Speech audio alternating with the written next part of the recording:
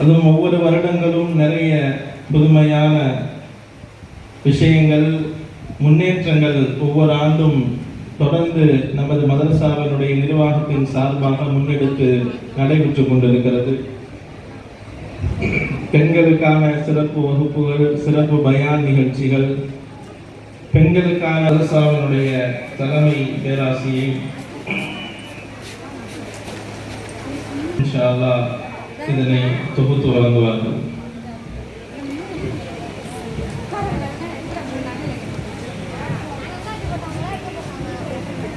عليكم ورحمة الله وبركاته.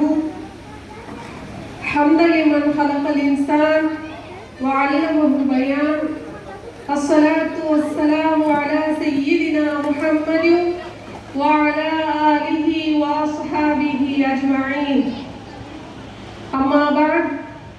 பல்லுலகும் பல உயிரும் படைத்து காத்து பாரெல்லாம் பண்புடனே வாழ்வதற்கு சீர்தேக்கும் செம்மல் நபி தமை அனுப்பி சிந்தை குளிர் திருமறையாம் அருள்மறையை இறக்கி தந்த அல்லாஹ்விற்கே எல்லா புகழும். அல்ஹம்துலில்லாஹ்.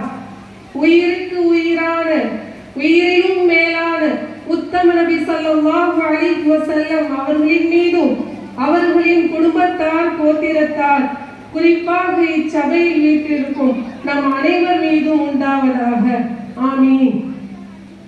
அல்லாஹின் அருளால் நமது மதார் அல் மதரசத்துன் நூர் நிஸ்வான் பெண்கள் மதரசாவின் 50 விழா இனிதே ஆரம்பமாகிறது. இந்நிகழ்ச்சிக்கு வருகை தந்திருக்கும் உங்கள் அனைவரையும் வருக வருக என்று வரவேற்கிறோம். அல்ஹம்துலில்லாஹ். மர்ஹபன் அஹ்லம் வ சஹ்லா. ஆரம்பமாக பட்டம் பெறும் மாணவி ஹாஜா நஜ்முதீன் அவர்கள் ஹஜ் பிஸ்மி ஆஃப்ரின் அவர்கள் மறுமையின் சிந்தனை என்ற தலைப்பில் பயான் பேசுவதற்காக அழைக்கிறோம்.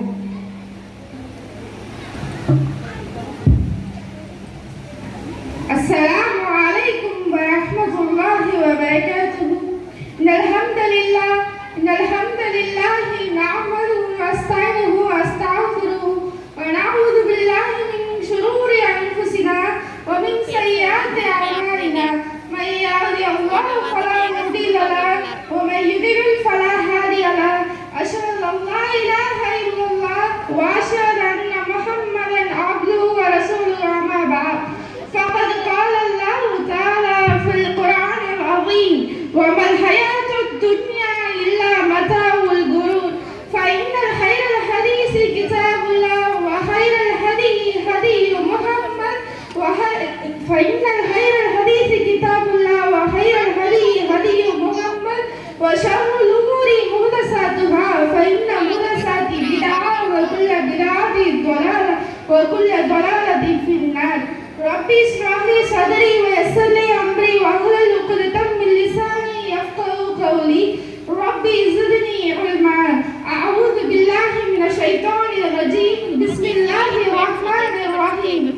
இறைவன் மனிதர்களுக்கு உபதேசிக்கின்ற அறிவுரைகளில் மிக முக்கியமான அறிவுரை அப்படி என்னன்னா, ஒரு மனிதன் அவனுடைய வாழ்வான இலக்கை மறுமையை கொண்டு அமைச்சுக்கணும். அப்படிப்பட்ட மறுமையை சிந்திச்சு நம்ம வாழ்றோமா அப்படிங்கிற பார்க்கவே மறுமை சிந்தனை என்ற தலைப்பின் கீழ் நான் பேச வந்துள்ளேன்.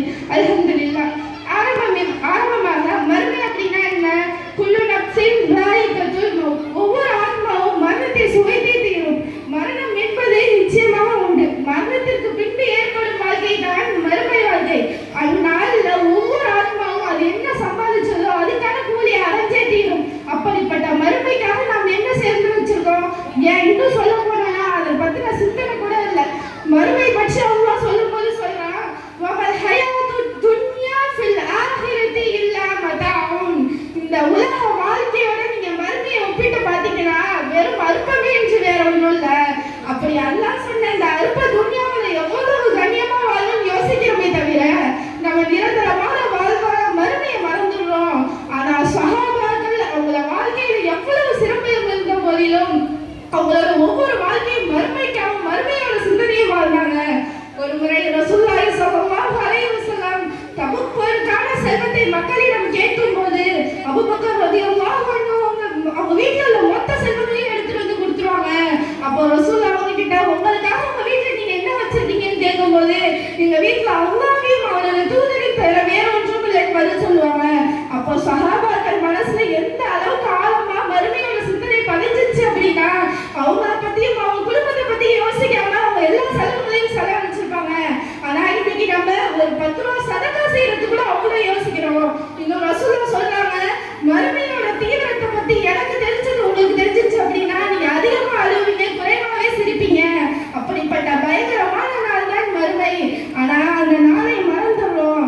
அந்த நாள்ல சூரியன் ஒரு சான் நெருக்கத்துல இருக்குமா, ஒவ்வொரு ஆத்மாவும் அது அமலுக்கு ஏற்றால் போல அது வேர்வையில மூழ்கி இருக்குமா.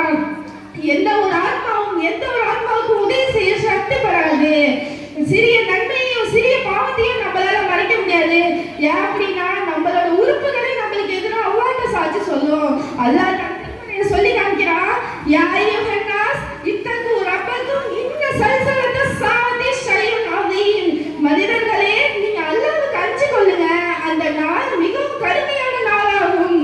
இன்னும் அந்த நாள்ல பாலூட்டி கொண்டிருக்கும் ஒவ்வொரு தாயாரும் அவள் பாலூட்டின குழந்தையை மறந்துடுவாராம். இன்னும் கர்ப்பிணியா இருக்கும் ஒவ்வொரு தாயாரும் அவள் கருவில் சுமந்த குழந்தையை கூட ஈற்றிடுவாராம். அப்படி ஒரு பயங்கரமான நாளை மறந்து இந்த உலக மோகத்துல நம்ம மூழ்கி இருக்கோம். சிறிய விஷயத்துல கூட நம்மளுக்கு மறுமை பற்றின சிந்தனை இல்லை. உதாரணமா எடுத்துக்கிட்டோம்னா இந்த கல்வி, இந்த உலக கல்விக்கு கொடுக்கக்கூடிய முக்கியத்துவம் கொடுக்கக்கூட மார்க்க கல்வியாக நம்ம அல்லாஹ்வை பத்தி அறிஞ்சுக்கோ, தூதரை பத்தி அறிஞ்சுக்கோ, ஆகிரவை பத்தி அறிஞ்சுக்கோ நம்ம பிள்ளைகள் கொடுக்கிறது இல்லை. அவங்க திருமணமாக இரவு மனைவியோடு இருக்கும் நிலையில போருக்கான அழைப்பு வருது. அதே நிலையில அவங்க மனைவியை விட்டுட்டு போருக்கு ஷஹீதாயிடுறாங்க. சுபஹானல்லாஹ். இந்த உலக வாழ்க்கையிலே மிக இன்பம் தரக்கூடிய வாழ்க்கைனா அந்த திருமண வாழ்க்கை தான். அதை கூட உதறி கழித்து மறுமையோட சிந்தனையில் அவங்க போருக்கு சென்று ஷஹீதானாங்க. ஆனா நம்மளோட நிலைமை இன்னைக்கு எப்படி இருக்கு? அல்லாஹ்வோட பயமே இல்லாம இன்று இசை, மது, விபச்சாரம் இந்த உலக மோகங்கள்ல மூழ்கி கிடக்கிறோம். அல்லாஹ் தன் திருமறையில சொல்றான், அவசர உலகத்தை விரும்புறவங்களுக்கு அதுக்கான ஒரு பங்கத்தை அவசர உலகத்திலே கொடுத்துருவோம். பின்னர் அவங்களுக்காக நம்ம நரகத்தை ஏற்படுத்தி வச்சிருக்கோம். அதுல அவங்க இழிவா கருதப்படுவாங்க. இன்னும் யாரு நம்பிக்கை கொண்டு நம்ம நல்லவங்களை சென்று மறுமை சிந்திச்சு வாழ்றாங்களோ அவங்களுக்கு நற்கொலையும் கொண்டு அருள்வான்னு சொல்றாரு. நற்கொலையும் கொண்டு அப்பா சொல்றான்.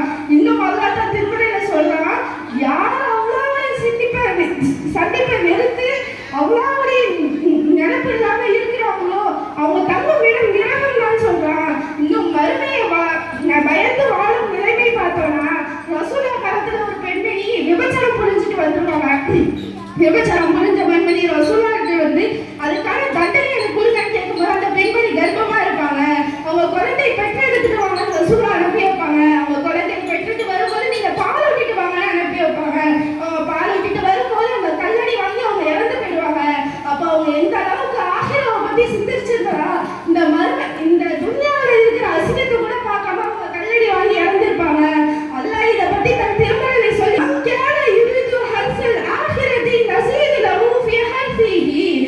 மறுமையோட விளைச்சல் வரப்படுறதுக்கு விரும்புறவங்களுக்கு அந்த விளைச்சல் இன்னும் நம்ம அதிகப்படுத்தி தருவோம்னு அவங்க சொல்றான். அதே போல நம்ம மறுமையோட பயங்கரத்தை பத்தி மட்டும் சிந்திச்சு வாழக்கூடாது, அதை இன்பங்களையும் சிந்திச்சு வாழணும். ஏன்னா அன்னைக்கு அல்லாஹ்வுடைய நல்லடியார்களுக்கு இன்னும் அதிகமான மகிழ்ச்சியான விஷயங்கள் காத்துக்கிட்டு இருக்கு. அதை சிந்திப்பதன் மூலமா நம்ம இன்னும் அதிகமா நல்லவர்கள் செய்யலாம். அல்லாஹ் தன் திருமறையில சொல்லி காமிக்கிறான், யார் என்னோட இறைவன் அல்லாஹ் தான் சொல்லி அந்த விஷயத்தை உறுதியா இருக்காங்களோ அவங்களுக்காக அல்லாஹ் வானத்திலிருந்து வானவர்களை இறப்பி நீங்க அஞ்சாதீங்க, கவலைப்படாதீங்க, உங்களுக்காக வாக்களிக்கப்பட்ட நற்செய்தி சொல்லப்பட்ட சொர்க்கம் காத்து கொண்டிருக்கிறது. உறுதியா